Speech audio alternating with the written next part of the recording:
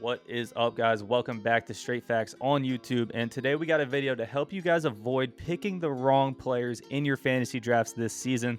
We know a lot of drafts are coming up, so we're putting out our list of do not pick guys.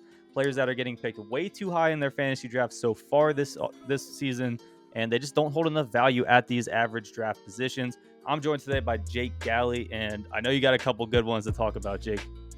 These are my favorite guys because as much like there's the one side of where like you love to give like buzz to these unknown guys. We were just talking about Brian Edwards and all these guys who have they've never really done anything substantial. And then you mentioned like Ezekiel Elliott, or you mentioned some guy who has been established. And I'm like, oh, that guy's terrible. Yeah. You say, yo, I'm not picking that guy. And I think it's sometimes you're right, sometimes you're wrong. Maybe it's an arrogant point of view, but it's a lot more fun to be right about guys that you hate on than guys that you like. Like I told you guys, like he sucks. But yeah. So we'll get right into it, Jake. Who is your first do not pick guy in this draft? So it's not for lack of talent or situation, but circumstance, and that's Michael Thomas. As we know, he really likes to be a crybaby, and he's at it once again, and it's. So, if you haven't seen, he is in a feud with the way that New Orleans handled his injury. He looked for second options and second opinions, and for that reason, he is now going to miss games this year because he waited. So, that's where they're standing right now. He's going to miss games no matter what. And if you're looking currently, according to Fantasy Pros, he's going as the 24th wide receiver off the board, just after Deontay Johnson. And like it's not a terrible value if he's going to still play 13 games out of the year. That's about where he should go. But I don't think he's going to play a full season. I think that there's a decent chance he may not play at all for New Orleans. How many times have we seen this happen? Yeah. A player disgruntled with their team over injury, over contract, over whatever it may be, and they see their way out of there. And I think whether it is him seeing his way out of New Orleans, whether it is him not playing, whether it is his injury taking longer, there's just so many potential pitfalls with Michael Thomas this year that for me, it's just like, you know what? If you want to take a shot on him, go ahead at that value, but I'm staying away. Yeah, I think the red flags are clear. And I think another thing is we saw him get injured last year and come back and wasn't the most productive player. Yeah. So 24, you said he was wide receiver 24 so far? Yeah, I think there's way more value after that. I think that is a clear red flag, and let your friends pick him. Let your friends take him in the 7th round, and you get the next guy that you wanted. So my first guy for avoid is a guy that's probably going to be the highest picked out of this list, and that's Zeke Elliott. You mentioned him in the intro, but on average, he is the 5th player off the board this season, and this is a guy who got worse with more opportunity last season. Of course, we saw Dak Prescott go down, and Zeke's fantasy production went down at the same time. He couldn't hang on to the ball, so he was losing snaps to Tony Pollard in multiple games. Personally, I'm not taking Zeke with any pick better than like the 10th pick, so let someone else grab him in your draft and take a guy like Kelsey, Javonte Adams, or Saquon Barkley instead. I think there's just less question marks with those guys, and especially with Kelsey, like to lock in that tight end 1 if you have that pick instead of taking Zeke, who might be running back 20. So I'm staying all the way away from Zeke Elliott. Yeah, Zeke is like teetering on the Todd Gurley cliff of irrelevance. He is so close. This is exactly what I was talking about. We mentioned, I think it was last year, he was a guy who was injured coming into the year. Do you draft him? Do you not? He had the whole situation with his contract, and then he ends up playing. But you're right. He had a terrible year. He was 5th among running backs in carries, 3rd among running backs in targets, and despite that opportunity, he was the 102nd running back in fantasy points per opportunity, that being carry or target. Ridiculous. Let that sink in. There were 101 better running backs than Zeke Elliott last year in fantasy point per opportunity. Now, obviously, sample size plays into that. Yeah. But he is a guy who has a ton of mileage on a team with a high-powered passing attack that with a coach who historically isn't, really the most running-oriented coach. To me, that screams stay away. I am an Eagles fan and hate cheering for the Cowboys, so that's another added layer of stay away for me. Yeah. Maybe not for our listeners, but I just think it's his year. It's his year to fade Zeke. Yeah, I think. I mean, last year would have been a good fade Zeke, but 5th is just ridiculous. I mean, there's some leagues where he's getting picked before Derrick Henry. Why? Are we living in 2018 still? Yeah, it's unreal. But who is your next guy, Jake? So my next guy was a very highly touted rookie coming out last year, and I think he underperformed, that being Clyde EdwardsHelaire on Kansas City. He is in the ultimate position. There is literally, this is like when we talk about cogs in the machine, this is the machine. This is the ultimate offense to be in. And unfortunately for him, he's not super productive on the goal line. He's not very durable, as he's picks up nagging injuries along the way. And I think when you look at Jerick McKinnon, you look at Damian Williams, even Darwin Thompson, those are 3 guys who all have, individual traits that may be better than one another. But Andy Reid's a coach that isn't afraid to platoon a backfield. And when you weigh that in with the fact that, and I think I'm not going to say, like, EdwardsHelaire is still the best running back on Kansas City. Definitely. But, I mean, he should probably be, like, right. I mean, he's running back 14 right now, ADP. I like J.K. Dobbins over him. I like Josh Jacobs. Even guys like David Montgomery and Chris Carson, even for production's sake. Me too. I just think that with durability, plus the fact that they're a win now team, it's not like they have any obligation to give him touches. They've got a lot of guys there. I'm out. I'm out on CEH. Yep. The only probably, I guess, opposite side I could see is second-year NFL player. That is where you see a notable jump. Same thing can be said about NBA, but we're talking NFL. But I think you have to look at the reason why they drafted Clyde EdwardsHelaire over guys like DeAndre Swift last year.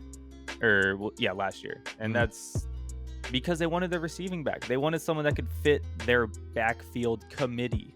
He's not a running back one in the sense that we're going to see a guy like Jonathan Taylor on KC, a guy like Saquon Barkley, a guy like Aaron Jones.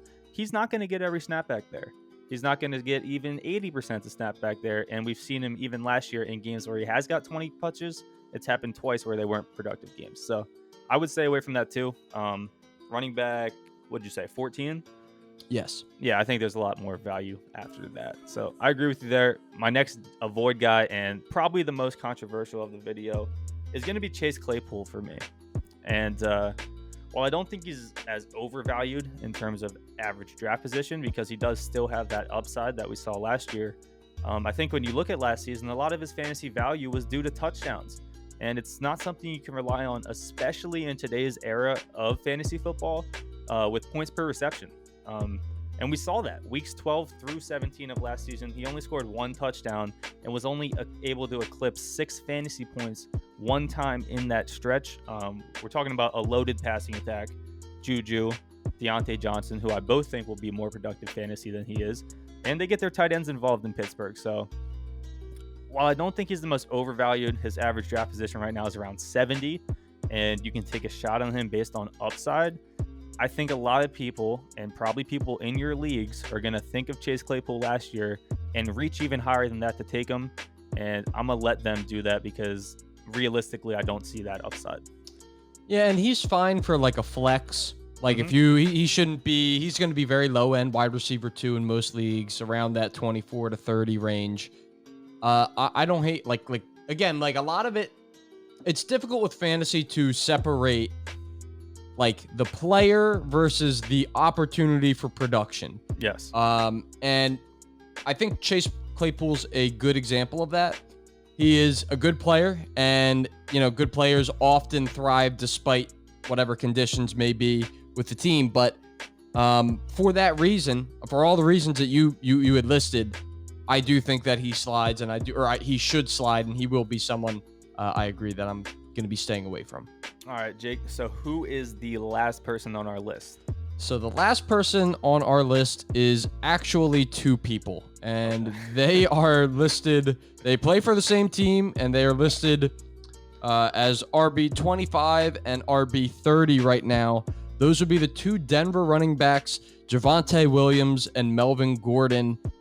Again, another example of, like, I don't dislike either of these guys. I think Melvin Gordon's a little long in the tooth, but It's kind of the yin and yang here of the aging vet with tons of experience and the promising rookie in Javonte Williams. I think Williams will take more of the passing work, and for that reason should be listed as he is higher on the average draft position than Melvin Gordon. That being said, that does not mean that Melvin Gordon is not going to get those goal line touches. He will. He's going to get a lot of the early down work.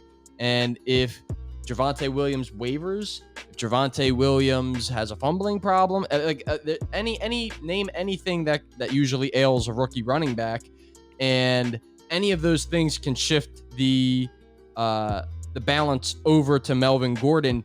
Now, I just don't think you ever get, unless there's a big injury, which Gordon does have injury history. I don't think you get away from either of them. So you're looking at a split workload. Usually that results in like a non-playable, non-startable player. Yeah, and it'd be touchdown reliant in those type of scenarios because it's not as many touches.